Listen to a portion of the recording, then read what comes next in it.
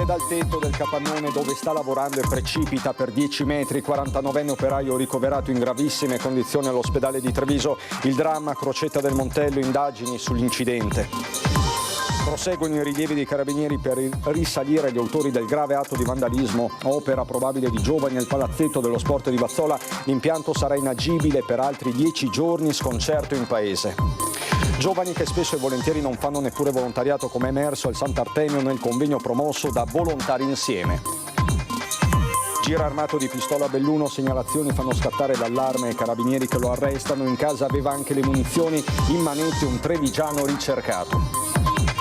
La manifestazione della Lega sull'autonomia Montecchio Maggiore, gelo e stoccata di Fratelli d'Italia. Per noi la battaglia si fa in Parlamento, dice il numero 1 dei meloniani De Carlo. Ballottaggio, confronto in sede Lega dopo l'appoggio del candidato Braido alla sfidante di centrosinistra. Lega e Forza Italia si ricompattano per Posocco, per me consensi trasversali, replica Bagliana. Alla via ieri sera a Treviso il servizio di bus a chiamate in funzione a Villorba da un'intera settimana. Anche nel capoluogo sarà operativo per tutta l'estate, ma solo il venerdì e il sabato. Raduno Triveneto degli Alpini a Bibione, il racconto della seconda giornata. Stasera alle 20:30 in diretta i cori e le fanfare in città. Domani dalle 7:30 del mattino tutta l'emozione dello sfilamento delle penne nere fino al passaggio della stecca per Conegliano 2025. Bentrovati, buonasera telespettatrici e telespettatori di Antenna 3. In primo piano per questa edizione trevigiana dei nostri telegiornali l'ennesimo incidente sul lavoro. È gravissimo l'operaio 49enne che questa mattina in un'azienda di Crocetta del Montello è precipitato per 10 metri. Stava lavorando sulla copertura di un capannone. Tutti i dettagli nel servizio. I tecnici dello Spisal sono rimasti ore in questo stabilimento di lavorazioni metalli in zona industriale a Crocetta del Montello, dove in mattinata è scattata la mobilitazione per un operaio caduto dalla copertura, precipitato da un'altezza di circa 10 metri. L'uomo 49enne residente a Tombolo nel Padovano stava lavorando sul tetto per conto di una ditta di Tiene, lavori di manutenzione sulla sicurezza dei quali ora si stanno concentrando le indagini portate avanti accanto ai carabinieri della stazione locale. L'allarme di prima mattina è stato lanciato da alcuni colleghi, da qui l'intervento dell'I di soccorso da Treviso che una volta stabilizzato l'uomo lo ha portato al cafoncello. Da qua vedo, ma c'era già ambulanze, c'era tutto, era già dietro, già portato sull'elicottero prima di partire, un quarto d'ora dopo, però sono arrivato alle 9:10 io. Probabile che la caduta dell'operaio sia stata causata dal cedimento di un lucernario. Il volo gli avrebbe procurato gravissime fratture su tutto il corpo. Sul posto sono poi arrivati i titolari dell'azienda, alcuni familiari dello stesso 49enne e la sindaca di Crocetta. Credo che ovviamente da parte nostra possa andare sicuramente un in bocca al lupo, un buona fortuna, un augurio fortissimo alla persona che adesso si trova ricoverata al cafoncello e se posso anche così un augurio che possa essere solo un caso fortuito anche per le attività che so che tanto fanno per la sicurezza. Ora si deve verificare se l'uomo indossasse i dispositivi di protezione individuale e se l'area dell'intervento presentasse dei problemi di staticità. Di un incidente gravissimo parla la UIL del Veneto, che ricorda come nel 2023 si siano contati quasi 69.000 infortuni sul lavoro, vuol dire 190 al giorno, quasi 8 l'ora, rimarca il segretario Roberto Toigo, che chiede a Regione e categorie di cambiare marcia. È tempo di fare ancora di più l'appello, mentre l'uomo resta ricoverato in prognosi riservata a Treviso. Spostiamoci a Vazzola, sempre per la cronaca, dove è caccia ai vandali che alcune notti fa hanno colpito nel palazzetto dello sport, rendendolo di fatto inagibile. L'impianto rimarrà chiuso per altri 10 giorni, sconcerto ovviamente in paese. Gli atti di vandalismo non sono mai giustificabili, non hanno un senso, non ha senso andare a deturpare delle cose. Cioè, se c'è una motivazione per esprimere il proprio dissenso, la si esprime in altre maniere, non andando a distruggere cose comuni. Se sono davvero dei ragazzini, sono le persone su cui poniamo il nostro futuro, e se queste sì, non è piacevole insomma sapere che vengono su così. C'è sconcerto a Vazzola, dove caccia i vandali, probabilmente giovanissimi, che hanno colpito il palazzetto dello sport rendendolo di fatto inagibile. La struttura infatti è chiusa e lo rimarrà in via precauzionale almeno per 10 giorni. Troppe le polveri rilasciate durante il blitz, quando gli autori del gesto hanno imbrattato il parquet utilizzando il contenuto di 2 estintori. Aria non respirabile quindi con i gestori, l'associazione Sport for Fun, che ha chiuso l'impianto molto utilizzato dagli sportivi della zona, dal volley al calcio a 5. Pulizia e ripristino dei luoghi con ditta specializzata costeranno alla fine migliaia di euro. I vandali sono entrati in azione a notte fonda, quando nell'area non c'era più nessuno, nemmeno i ragazzi delle giostre. Con ogni probabilità hanno forzato una delle porte d'ingresso. Una gran brutta cosa, ecco. Io vengo dall'esterno, non posso fare commenti, però è chiaro che un atto del genere è veramente deprimente, deplorevole. Scattata la denuncia, le indagini sono in corso. A renderle complicate il fatto che non ci siano telecamere nelle immediate vicinanze, ma il fatto non è inedito. Più o meno un anno fa, era agosto, i corridoi della scuola media erano stati imbrattati pesantemente, qualcuno aveva anche urinato. Oggi cambia lo scenario, ma i danni sono evidenti. Veniamo già dall'esperienza dello scorso anno con le scuole elementari, sì, le scuole medie, e anche adesso non fa certo piacere sapere che ci sono certe persone che vanno a fare in giro queste cose. E a proposito di vandali, di baby gang, a Carbonera è scattato un progetto per responsabilizzare i più giovani. 2 giovanissimi, in particolare ritenuti leader di questi gruppi, sono stati inseriti in alcune attività sociali.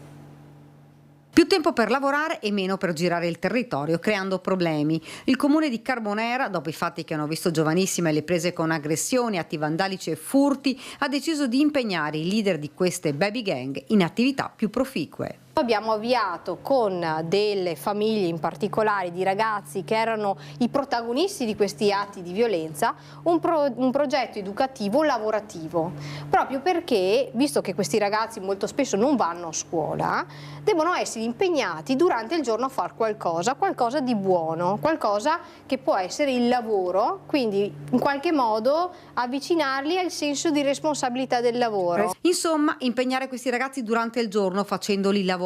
Da maggio, con il sostegno anche delle famiglie, i 2 baby bulli sono in attività. Carbonera funziona così: se ti comporti male e danneggi, finisci a lavorare, che non è, posso dire, può essere una punizione per loro, però probabilmente è più un'opportunità che una punizione. Ecco, un progetto partito in collaborazione con la cooperativa alternativa, che ha al suo interno un'equipe di professionisti che segue i ragazzi non solo da un punto di vista lavorativo, ma anche educativo.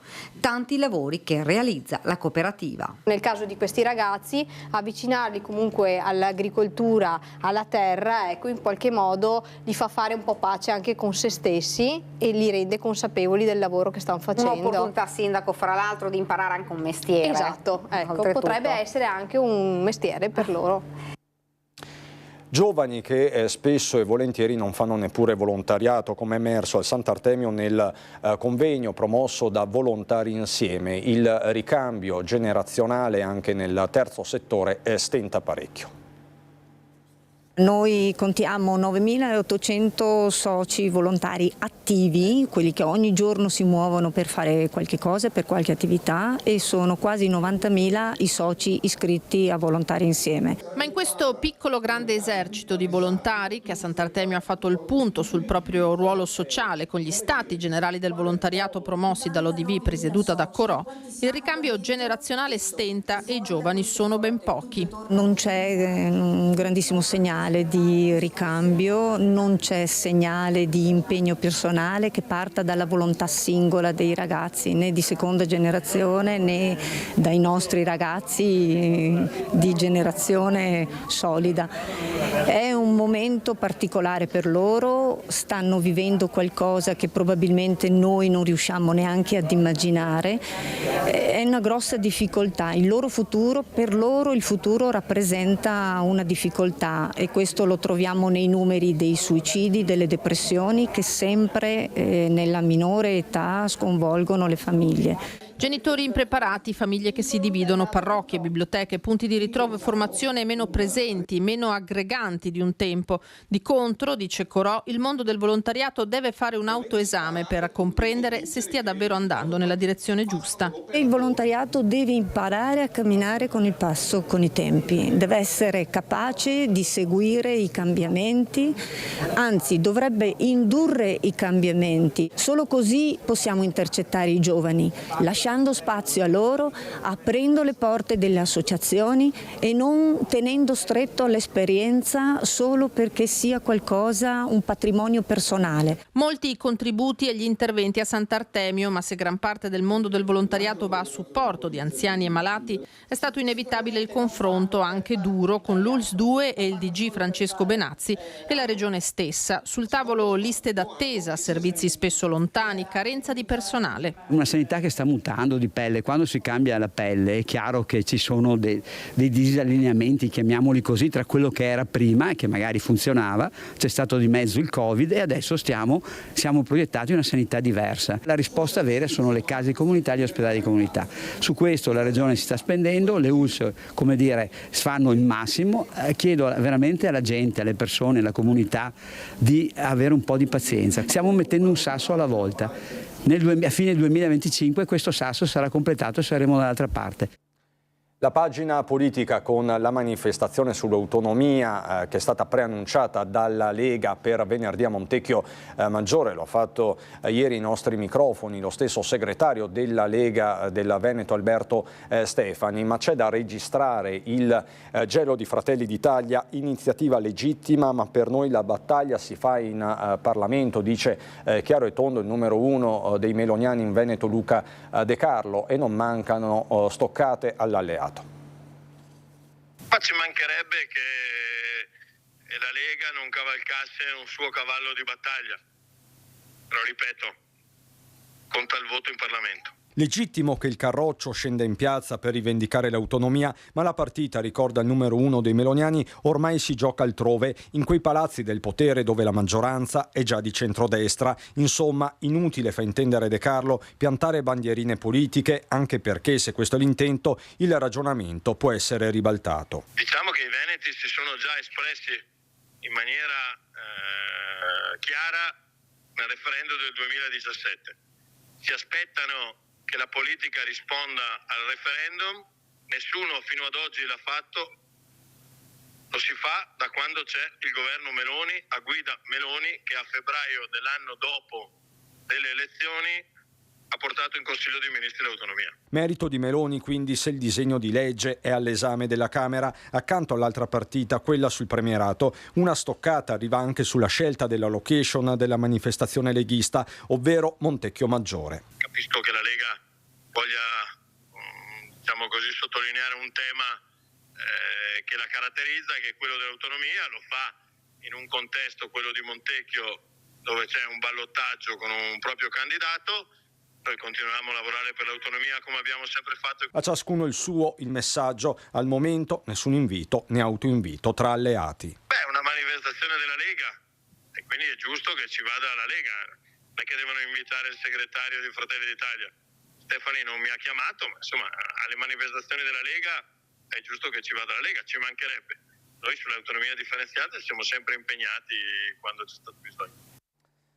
Anche perché, diciamocelo, la campagna elettorale non è finita, ci sono ancora i ballottaggi in vista, uno fra tutti, quello di Vittorio Veneto. Ieri sera il segretario della Lega Trevigiana, Dimitri Coin, ha incontrato i militanti, tira dritto invece Mirella Bagliana. Il punto di Lina Paronetto.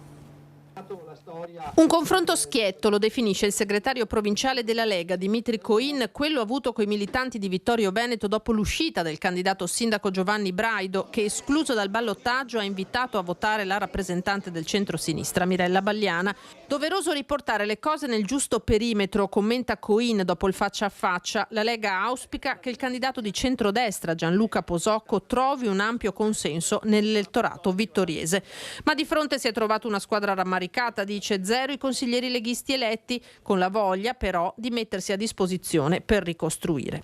Ricompattare il centrodestra è l'obiettivo anche di Forza Italia, che ha scommesso su Posocco dal primo turno. Penso sempre che quando il centrodestra si divide al primo turno sia una sorta di primaria e poi si vada in appoggio del candidato che rimane. Questo è sempre stato fatto, penso che i cittadini e gli elettori questo faranno, ma noi ci rivolgeremo anche alle segreterie del partito per cercare comunque una situazione organica in vista del secondo turno. Niente apparentamenti formali per Mirella Balliana, che ha avuto un incontro definito positivo con l'altra candidata fuori dai giochi, la civica Luisa Camatta, da cui però non è scaturito un accordo vero e proprio. Le richieste da parte della lista Camatta sono però state un po' troppo importanti, perché ci chiedevano l'apparentamento e anche un assessore.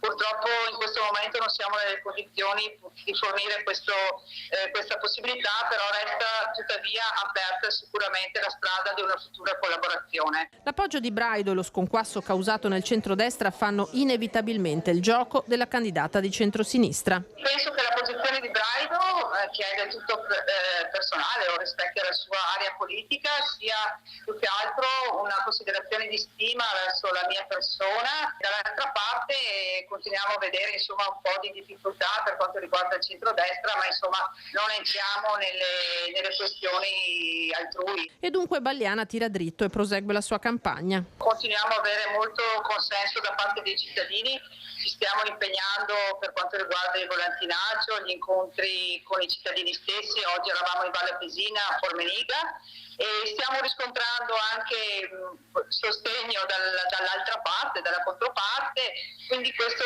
ci fa ben sperare per un risultato positivo. Voltiamo decisamente pagina, subito a Bibione con il nostro Lucio Zanato, perché sta entrando nel vivo il raduno triveneto degli alpini e ovviamente ci sono tantissimi trevigiani. Lucio, buonasera, a te la parola. Buonasera Cristo, buonasera ai telespettatori di Antenna 3. Allora ti dico subito, cancelliamo la scaletta che avevamo pensato prima, le immagini magari le racconteremo un altro momento, perché sono riuscito a fermare le due fanfare che erano presenti oggi all'alzabandiera, ma soprattutto sono riuscito a fermare Federico Pupo, che a Treviso è l'immagine della musica, perché lui è al Teatro Comunale, però adesso ad esempio all'Arena di Verona. Allora Federico, visto che siamo alpini, più emozione quando si entra in smoking all'Arena oppure quando ci si mette il cappello alpino e si comincia a suonare in fanfara? No, non si può spiegare, l'emozione che c'è qui è assolutamente incredibile, perché si ritrovano amici, si ritrova l'anno di vita straordinaria ed è una cosa veramente inspiegabile, meravigliosa. Perché qui abbiamo visto alpini quota zero, abbiamo visto dalle Alpi al mare, però gli alpini che cantano e soprattutto che suonano è sempre una particolarità. Ma sì, ma certo, siamo anche musicisti, ma soprattutto siamo un gruppo coeso, straordinario, e ci divertiamo veramente con grande gioia e grande anche spirito di solidarietà. Senti, allora intanto presentaci i due maestri sostanzialmente delle due fanfare. Abbiamo il Cavalier Giorgio della fanfara di Palmanova e Antonello, il maestro Antonello, che è il maestro oggi della fanfara della Brigata Alpina Giulia, ex della Brigata Alpina Giulia. Allora, un commento su questa triveneta. Beh, è sempre un piacere partecipare ad una festa alpina, questo è fondamentale, e soprattutto un momento di ritrovo e di conservare musicalmente i valori alpini, questo è fondamentale. Ecco, continuare a suonare sempre con il cappello per portare avanti quelle sonorità che sono tipiche del nostro modo di essere. Però sinceramente questo finché si vive, perché DNA alpino eccetera ce l'abbiamo dentro, finché si respira, finché si può, sempre avanti. Senti, tu hai una figlia che ha aspirazioni un po' musicali, cosa gli racconti quando gli racconti la tua musicalità da alpino?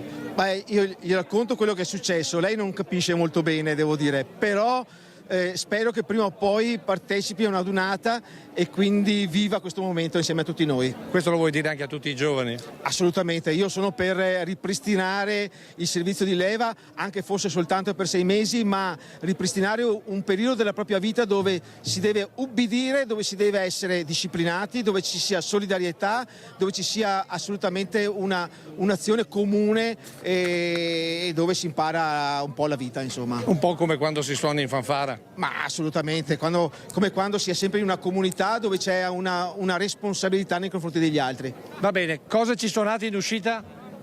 Io penso minimo l'Inno degli Alpini, che non per neanche discutere, anche perché adesso siamo con 2 fanfare che abbiamo poche cose assieme, però quelle sappiamo sempre fare e non si sbaglia. Quindi il 33? Sempre. E allora via col 33, guardate, questo è uno spettacolo che vale esattamente tutto il raduno triveneto, perché qui abbiamo 2 fanfare che suoneranno assieme. Cristian, so che dovevamo raccontare tante altre cose, dopo lanceremo magari il servizio, però godetevi questo spettacolo che è lo spettacolo della Triveneta degli Alpini. Questa sera lo replicheremo con i collegamenti alle 20:30 con i cori, ma anche con le fanfare Piazzale Zenit, Piazza Treviso e Piazza Fontana, perché questa è anche la Donata Triveneta, questo è il modo di vivere e di essere alpini. Datemi ancora un po' di tempo, perché 2 fanfare da mettersi insieme non è facile, però è uno spettacolo che vi garantisco vale assolutamente tutto un collegamento di telegiornale. A voi cominciare!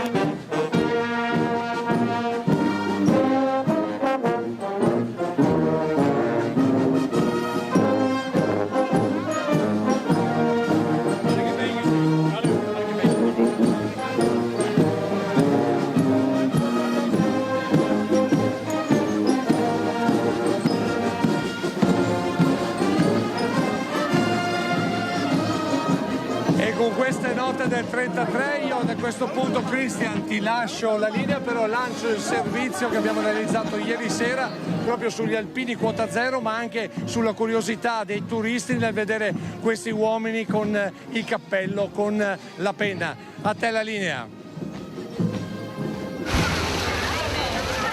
Da dove viene? Da Verona, provincia di Verona. Sensazione? Bellissima, perché prima volta che faccio una dunata a quota zero vicino al mare. Come ci si trova a quota zero? In che senso quota zero? Cioè, siamo a Bibbione, siamo vicino al mare, per un alpino è quota zero. Sì, quota zero, ma guardi, io sono un alpino un po' anomalo. Avrò fatto 3 adunate in tutto. Sto cercando gli amici che non si trovano. Ecco, ma è venuto qui per la dunata? Certo, ho trovato da dormire, ho provato a telefonare agli amici, ma penso siano già carichi, perché le indicazioni non me le sanno dare. Ecco, comunque per un alpino però andare a sfilare al mare è una cosa un po' particolare. Sì, ma dai, la compagnia, il contesto, dai, la compagnia è tutto. Come ci si sente a quota zero? Bene, direi un po' più caldi che in quota 1000. No, si sente bene, è una bella manifestazione come sempre, come d'altronde tutte le manifestazioni nostre. Alpini quota zero. Beh, per me essere quota zero è come dire a zero branco, siamo a quota zero, più zero branco, più zero così non si può. Cosa dicono gli stranieri? Voi avete molti stranieri qua? Sì, abbiamo molti stranieri e sono tutti molto incuriositi di vedere le bandiere, ci hanno chiesto cos'è questa cosa, di vedere i cappelli con la penna, insomma sono molto incuriositi e vogliono informazioni, e comunque qualcuno conosce anche il corpo degli alpini, anche tra gli stranieri. Siamo molto incuriositi, infatti oggi abbiamo fatto un bel po' di foto con delle signore ucraine, ed è stata una bella esperienza veramente. E questa è una spiaggia di stranieri, però siamo ben visti e ben voluti. Io ho parlato con gente dall'Austria e molto orgogliosi, aspettavano questa data per venire qui a Bibbione. Infatti qua tedeschi e austriaci che sono un po' disorientati, questo non hanno mai visto gli alpini così con il cappello, con la penna, penso che non sappiano neanche cosa ma chiedono, fanno? Beh, noi abbiamo trovato qualcuno, come va, cosa state facendo? Abbiamo la donata del Triveneto e così va bene, adesso vedranno che loro questi giorni, oggi c'è anche poca gente, magari domani e domenica penso che resteranno un po' sorpresi e magari diranno quando torneranno in Germania o in Austria che in Italia gli alpini sono un corpo veramente forte, importante. Avete preparato apposta questa cosa qua? Certo, per accogliere tutti gli alpini che verranno da noi in questi giorni. Ecco, è già venuto qualcuno? Sì, abbiamo già avuto più di qualcuno che vengono qui con il bel cappello, con la piuma e stanno qua a farci compagnia. Grazie. Ciao! Questo dunque il racconto del nostro Lucio Zanato con Nicoletta Rizzetto, Lucio che è riuscito a mobilitare ben 2 fanfare. Adesso per noi la pubblicità, fra poco.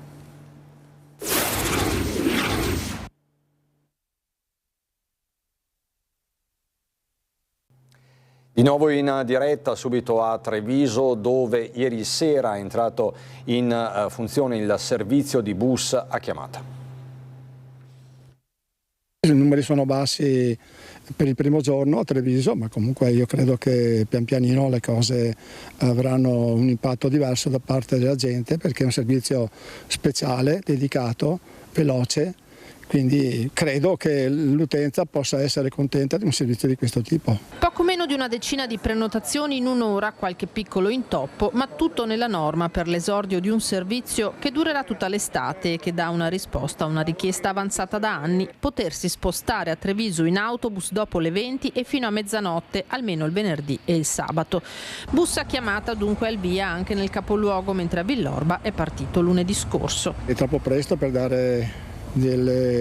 fare delle considerazioni sul servizio, sia troppo presto, la gente si sta abituando. A Villorba abbiamo un numero discreto, nel senso che i transiti un po' sono stabilizzati, è una settimana che lo facciamo a Villorba e quindi abbiamo ovviamente un servizio più usato da parte dei cittadini. Ma in MOM c'è fiducia che il servizio venga progressivamente accolto e usufruito dai trevigiani. Prenotazioni via app o telefonando allo 0422 588 611. Tanto più per il bus a chiamata, visti gli orari, valgono i dispositivi di sicurezza, telecamere a bordo e panic button. Con l'azienda di trasporto che nelle scorse settimane aveva chiesto un'attenzione particolare da parte della prefettura a una delle linee più problematiche, la Pieve di Soligo Conegliano, dove imperversa un vero e proprio branco di giovanissimi. Abbiamo avuto una risposta immediata, nel senso che il prefetto ci ha convocato, il questore e i carabinieri sono ovviamente sul pezzo, per cui siamo soddisfatti. C'è stato un riscontro immediato da parte delle forze dell'ordine, quindi questa è una cosa estremamente positiva. Il problema della sicurezza è un problema importante, le forze dell'ordine fanno quello che possono e noi cerchiamo di aiutarle con un servizio di guardie private che possono essere alle fermate ma anche all'interno degli autobus. E noi adesso andiamo a Belluno.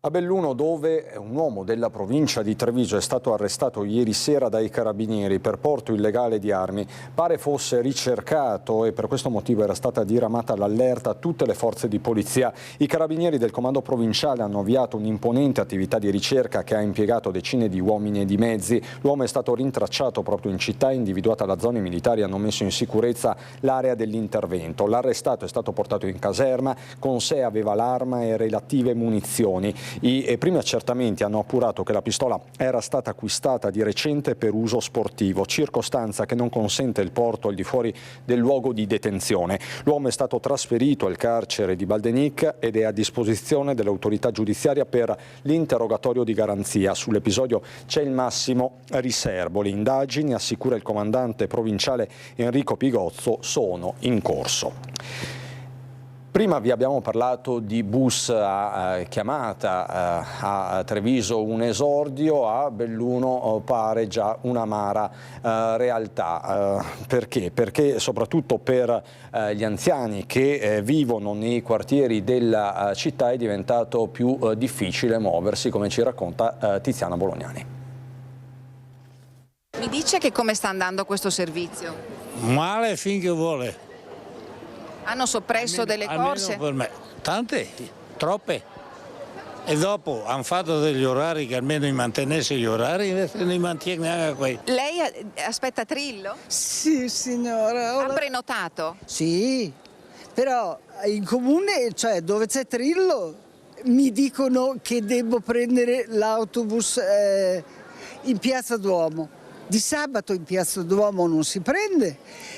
Questo qui ci sarà oggi, sì, ma non è possibile. Le 11 di un sabato mattina a Belluno, quando il centro si riempie di cittadini che vengono a fare acquisti al mercato settimanale. Arrivano da tutti i quartieri della città e fino alla scorsa settimana potevano contare sugli orari cadenzati delle linee urbane di Dolomiti Bus, oggi sostituite per la stragrande maggioranza da Trillo, il servizio di trasporto a chiamata con prenotazione fatta almeno 2 ore prima. In meno di una settimana l'esperimento mostra falle imbarazzanti a partire proprio dalla prenotazione della corsa. Ci abbiamo provato anche noi questa mattina. Benvenuto nel servizio clienti di Dolomiti Bus.